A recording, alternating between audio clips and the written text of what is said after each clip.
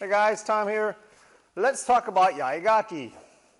This is an updated video from the ones I've previously done. The other ones are fine. I just want to get into some more details. I've had a few questions, and they're really, really good questions, so I'd like to go over those with you guys. Yaegaki, as you guys may or may not know, is one of my favorite waza because you can do so many options with it. You can have so much fun doing Yaegaki. It means barriers within barriers. It also means eightfold fences, all kinds of mystical meanings behind this waza. It's also a good workout. It'll really help you develop your legs. It'll really help you develop your core if you're able to go into Seiza. I will show you a hybrid version where you cannot go into Seiza, but you can go on one knee like this, and we can help you with that as long as you're training. That's what's important. And of course, there is a fully standing version too. Historically, there actually are two versions of this waza before we get into any little options and variations. Originally, there were two versions, omote and ura. Omote has a block, and ura has a cut instead, and you do that standing. So we like to do the ura version if you're doing the standing version. Just makes a little bit more sense, but you can certainly block while you're standing because we see that when we practice our kenjutsu set, our kata called dei, right? In fact, it's the same block.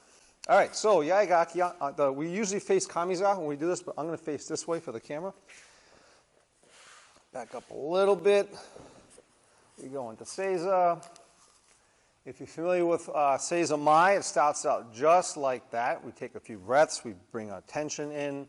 Our sword comes out towards our enemy, preferably in front of our face. We cut.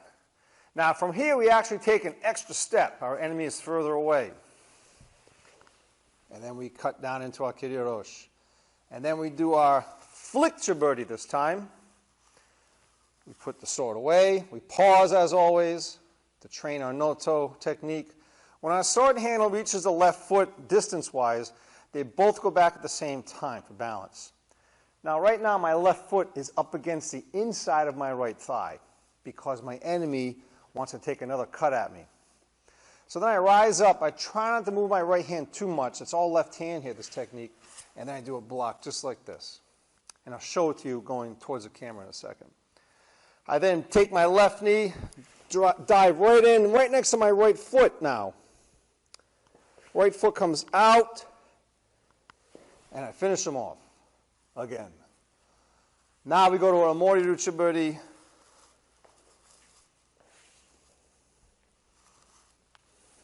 Pause again, noto. And as I rise up, I don't throw my weight on my front foot.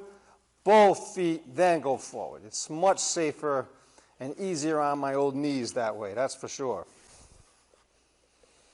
All right, Yaegaki again. So again, the blocking version is called omote. So, sword comes straight out, cut across. With your belly first, pressure as you go up and down. Finishing cut. Flick chiburi. Pause. Left foot goes back with the right hand. Now from here, I'm going to show you how to do the block.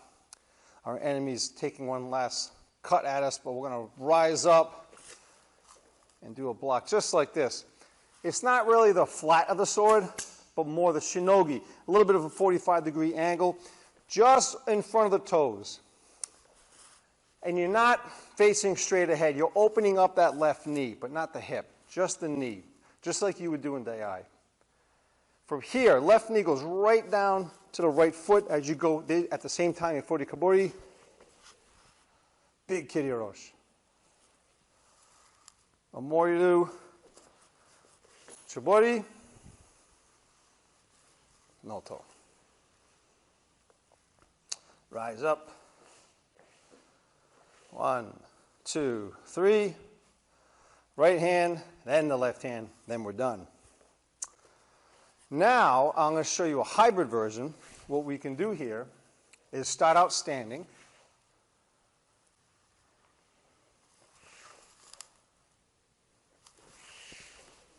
Cut. Chiburi.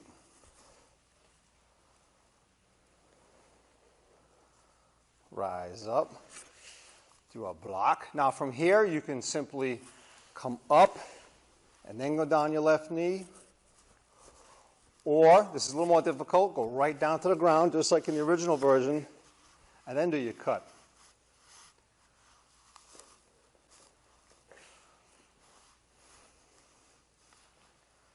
You can go down or you can stay standing. What I love about Yaegaki, there are so many options to do. As long as you understand the original version and how it was made, it's very, very important. Then you can start picking and choosing different options depending upon what your body allows you to do. I'll show you the other version proper, how it was originally done. It still is. It's called Yaegaki Ura.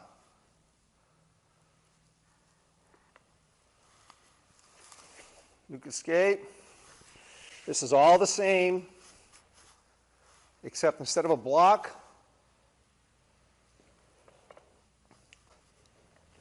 you do a cut. And then we go back down and do a kiriroshi.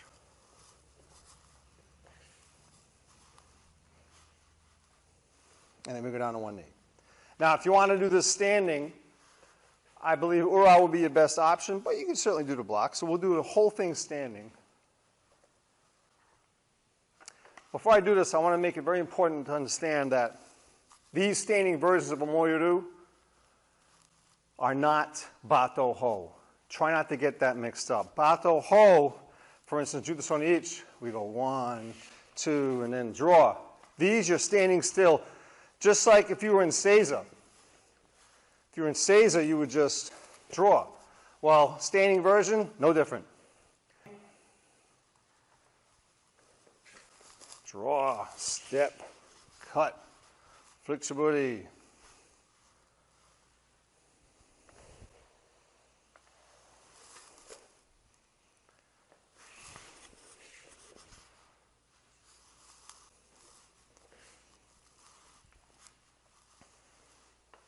That's a complete standing version of Ura.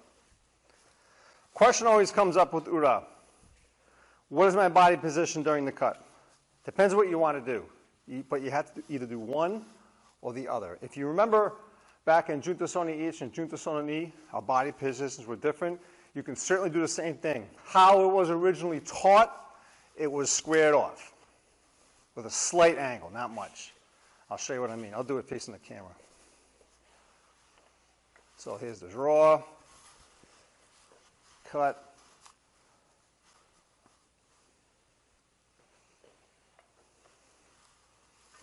here, straight across. Slight angle, like always. You never want to be fully square. That's more modern. Okay, that's how it's originally taught. Now, if you wanted to, you can certainly do the Shinomura style, like in Jutsu Soni Ni. Whatever you want to do. Either one, as long as you do one or the other, or both. When you're practicing, right? I'll go on the side. So I'll do a bit of a hybrid. How's that? But I'll do it standing.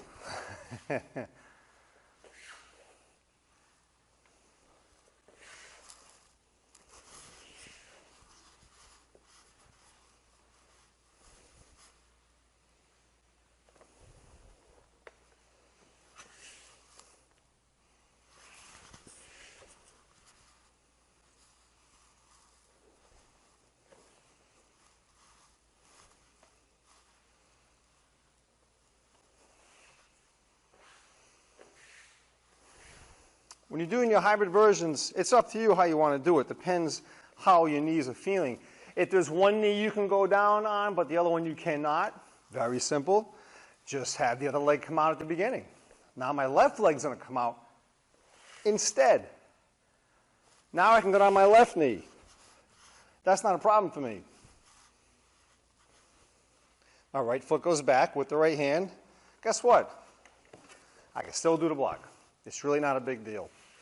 Pick and choose what you want to do, but please at least understand and know the original version before you stop messing around, okay? Now, if you really want to mess around, like I like to do, I like to hit all the angles. I just did an article on this on our blog. 8-fold fences. 8 different directions. That's how I see that. So you could come up, do your draw here, or maybe I'm going to go on a different angle to do the cut.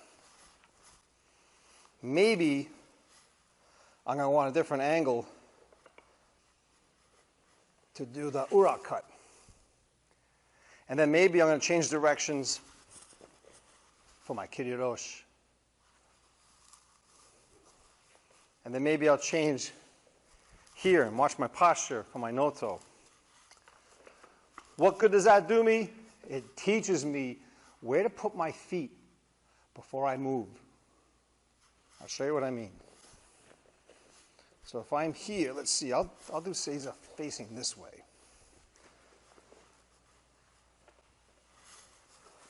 Cut. I go straight ahead for the cut. I'm staying in the camera range here. But if I turn my left foot in like this, that's going to line me up for a cut there.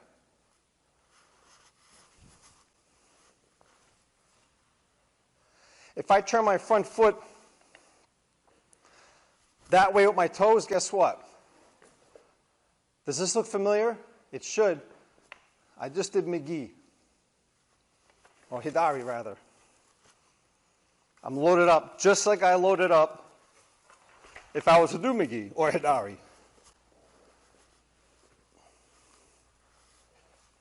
See? I'm loaded up. Practice that when you're doing yaegaki. Practice different angles. If you're doing it standing, you just do your yaegos with one foot in front of the other.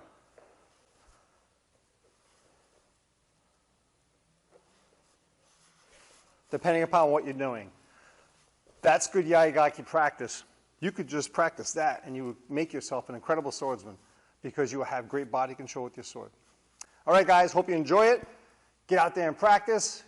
Show me your versions. Give me an email. Give me a video. I'll see you soon.